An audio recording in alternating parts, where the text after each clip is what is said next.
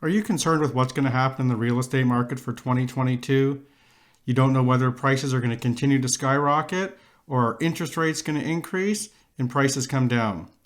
If that information is what you're looking for, you're going to need to stay tuned for this video, and we're going to get after it right now.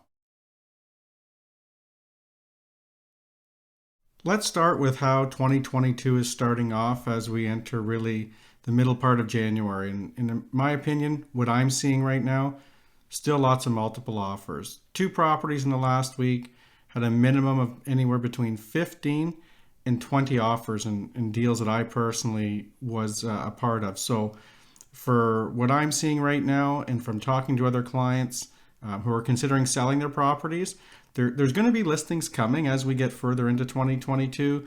But as of right now, inventory is still really tight and the absorption rates are under 1 month of inventory. So basically everything that gets listed is selling right away. And that's in the freehold market for now. And, I was thinking, maybe 8 to 10% increase year over year in terms of price growth. But if, this past month so far is any indication, it's really just a continuation of 2021. So we're still seeing rising prices, as hard as that may seem to be. So really, unless we start to see interest rate increase, and it probably needs to get to, about a 6% interest rate to really see prices come down. And I'm not anticipating that. I think if they're going to raise interest rates, they'll be done incrementally.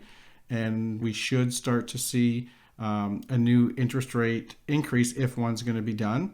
But as of now, inventory is still in short supply, prices are still increasing, and it's still a red hot seller's market. So that's something you want to keep in mind. If you're looking at new construction, there's some concerns that are being raised with regards to new development, and it really lies around shortage of labor. Building supplies are hard to come by and they're becoming more costly. So as an example, if you're looking to buy a brand new condo and maybe you purchase it at the beginning of the pandemic or even pre-pandemic, now that construction is starting, costs have escalated. In some cases, projects are being canceled. Developers are coming back to the consumer and offering the property to continue. However, it's at an increased purchase price from what was originally agreed upon. So there seems to be some issues in terms of that sector of the market. And it's not that you shouldn't buy new construction, but it is a warning sign that make sure you have a really good real estate lawyer. So they do understand, because they specialize in new construction, they do understand those purchase agreements, which are much different than a resale agreement of purchase and sale. They're more complex. There's clauses in there that protect the builder from viability if they can't get suitable financing.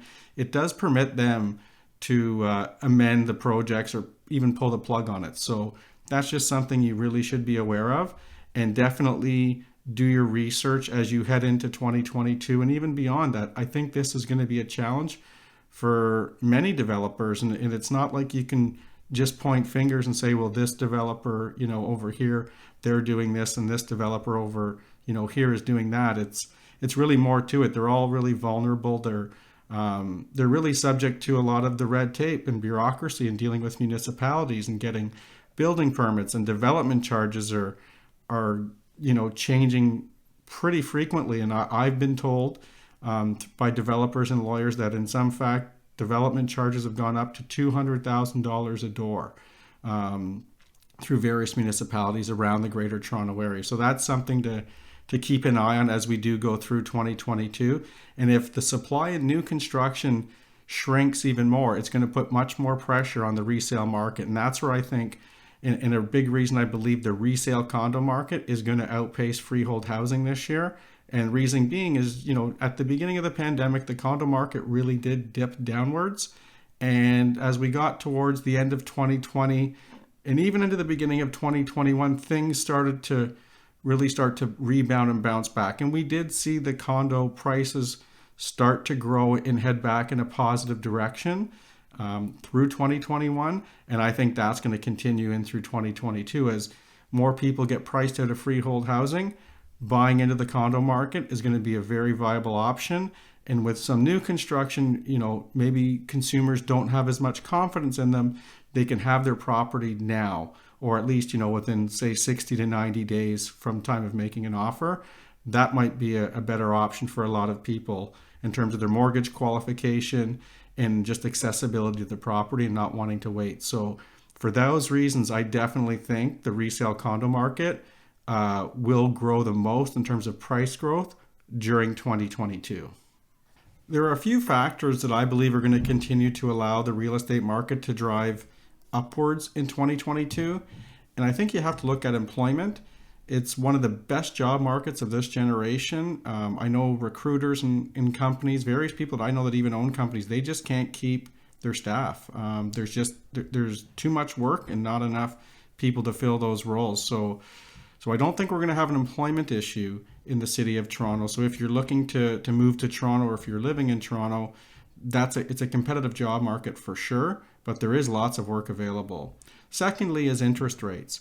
And I mentioned it before, really if interest rates, they probably have to climb to about 6% for us to see a real dip in terms of pricing. Right now, if as an example, first-time home buyer qualifying for a mortgage is going to qualify at about 5.25%. So based on what the discounted rate is that they're getting in a fixed rate mortgage, they're looking at, around 3%, which is still really inexpensive. So that means that interest rate would have to double, I believe, in order for us to see prices really come down. And then the third factor I think we really have to consider is supply. And, we always hear low inventory and absorption rates are less than 1 month. So what that means is, months of inventory is, every property that's currently on the market, it would take just under a month for all of that to sell. So nothing's carrying over from month to month. But we also see record sales. So it's not so much, the supply is somewhat short because our population keeps growing, but it's more the pace of our market. Everything's happening so fast, and whatever gets put on the market gets sold right away. And then you end up with these gluts of consumers looking to buy property, which is putting us in a situation where most buyers have to get into multiple offers. So, you can try and find, if you have a good realtor and they, maybe they have some exclusive listings in their brokerage or within their network. So definitely, always be in communication and ask your agent about those kinds of opportunities. Or maybe look at stuff that's been sitting on the market. Not that there's a lot, but sometimes a property that doesn't look so great isn't marketed well. Maybe it's tenanted. There's different challenges around buying and selling tenanted properties. So make sure you leave no stone unturned when looking for properties. For 2022 in the Toronto real estate market, I believe it's going to stay up. I don't think prices are going to crash. I'm certainly not expecting it. It could be a little bit like 2017 where we come out of the gate in that first quarter and things are red hot. And then the government did intervene, created a fair housing plan, doing different stress testing strategies and so on and so forth, which did really cool the market. It took away consumer confidence, and that really cooled things off, but it was temporary because we can see that now we're in 2022. And anywhere around the GTA, especially more of the suburban communities where prices did come down quite dramatically and quite rapidly, they've already surpassed where they were at in 2017, basically 4 years later. So I certainly, that's a wild card scenario that I don't know that I could anticipate. I'm not seeing it. But certainly for the first quarter of 2022, the market seems like it's continuing from where it left off in 2021. Overall, though, we'll see where interest rates go.